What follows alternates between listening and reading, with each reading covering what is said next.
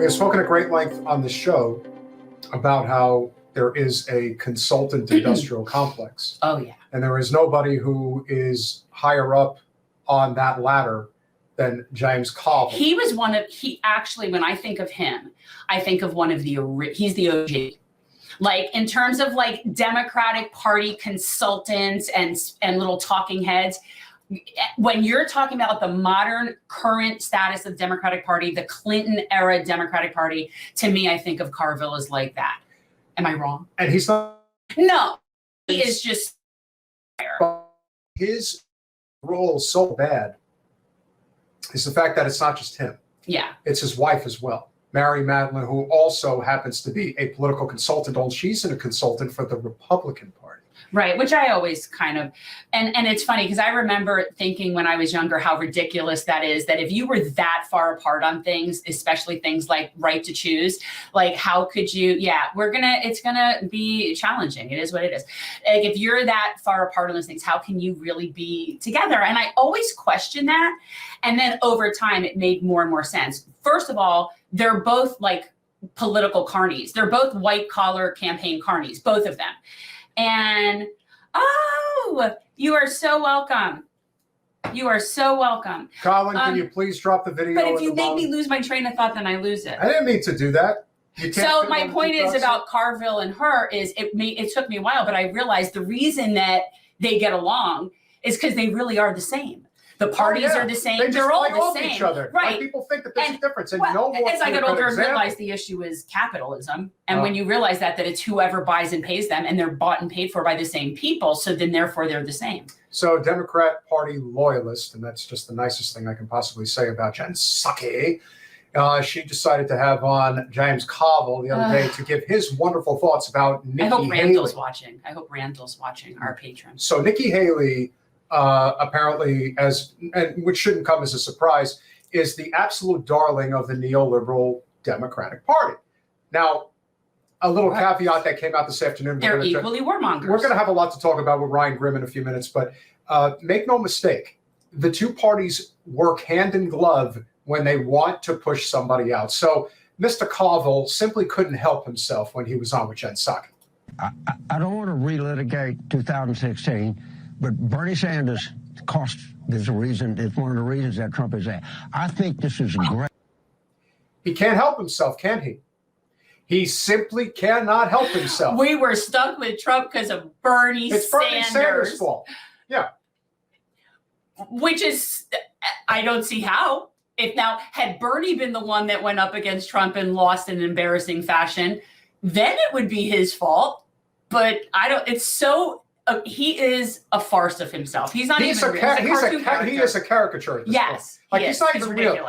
And you know what? For a guy that comes off that way, he never seemed to give a damn about his bald head before, and yet now he only goes on TV with these stupid hats on. I think and the audacity with him with that United States Marine Corps hat. We all know he didn't serve in the Marine Corps. Did he not? Of course not. How do you say of course not? I don't know. Don't say that if you don't know that. Let me double check just to be sure. Okay, I'm just saying. Now I'll argue that he could have found a better groomed hat. Like that looks kind of like it has the shredded edges, and he could have looked a little bit more. I apologize. He did serve in the Marines, and not only did he serve in the Marines, he served in Vietnam. So okay, that's the only level of respect that I give him. Thank you. My point being that the type of hat, to me, it just looks very sloppy. It does. But he looks very unkempt. He's a sloppy guy with a lot of money. Yes.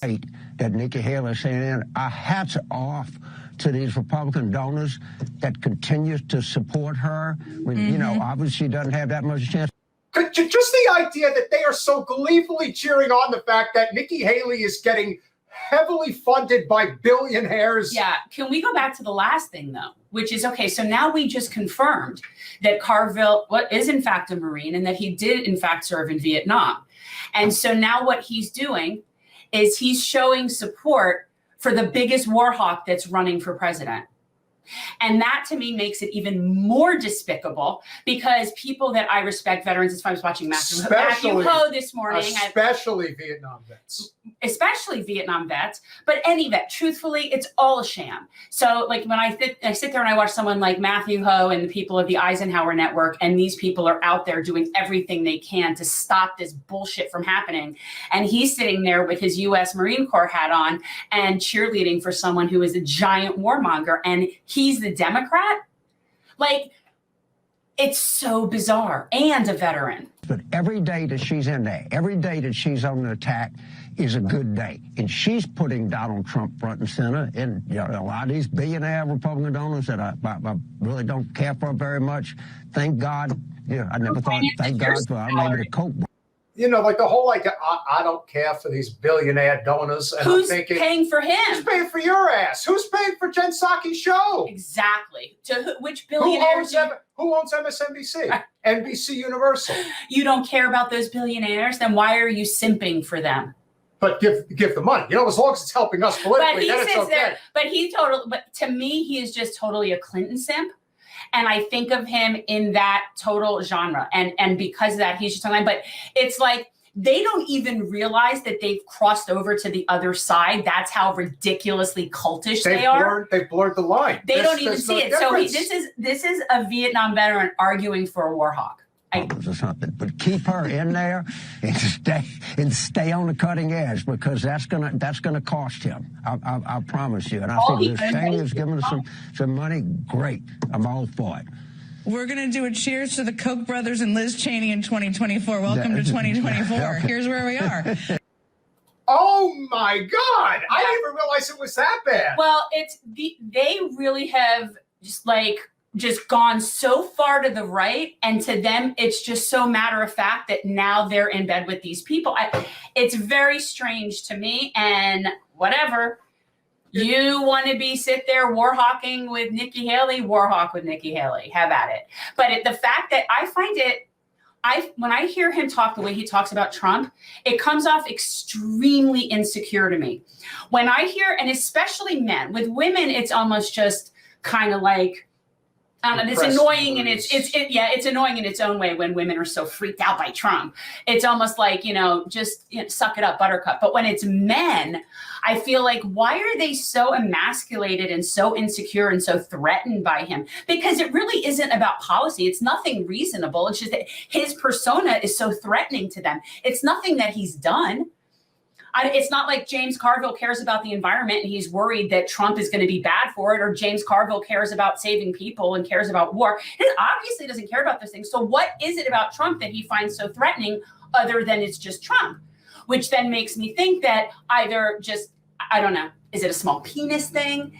Just complete emasculate, like people are so threatened by him. No, it's weird. When it comes to women, from my observation, it has a lot to do with, perhaps repressed memories and bad experiences. Well, women have all been violated. Yeah, so I think that's true. Trump is just so chauvinistic in his disposition in many instances that I think that it just triggers bad memories of experiences that a lot of women have gone through in one time or another.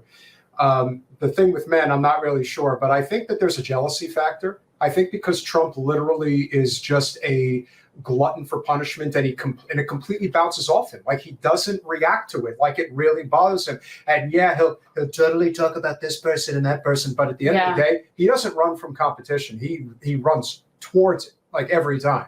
On his terms. That doesn't mean he's going to waste his time and show up for a debate that he doesn't need to go to. What does it say, though, about Jen Psaki in particular? This person was the press secretary of the president of the United States for over 2 years, and she ends up getting this job. Well, it's a very common revolving door. Like, you are talking about somebody that is a press secretary, often does transfer over to media. I mean, another media job. I'm not saying that that's necessarily a bad thing, but in this case, the fact that the MSNBC, CNN sycophants out there complaining left and right about how bad Fox News is, This is just as bad. But this is their team, so they're okay. So their with team, it. it's okay. You're that's supposed to their be. team. You're supposed to be a journalist, host of a news show, and you're cheerleading for Nikki Haley against Donald Trump. And It's just going out of your way to like lick the boots of Liz Cheney for whatever reason, like you just felt the need to get that in there when it wasn't even. Hey, listen, I appreciate the transparency. I mean, on that, from that perspective, tools are gonna tool. Yeah, from that perspective, it doesn't bother me. I don't mind that. Look, it has been very common but it's still wrong.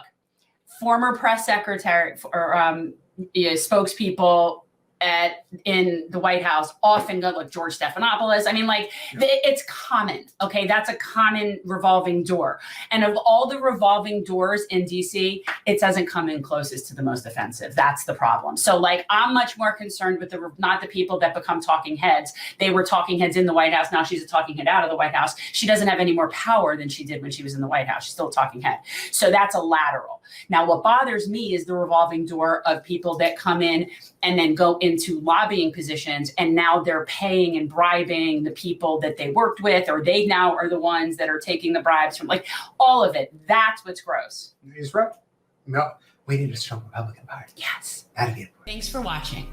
If you want to support our mission to transform politics into service, please like this video, subscribe, follow us on social media, and consider joining our Patreon, where you'll get early access to our interviews as well as other exclusive content. Links are in the description. Peace out.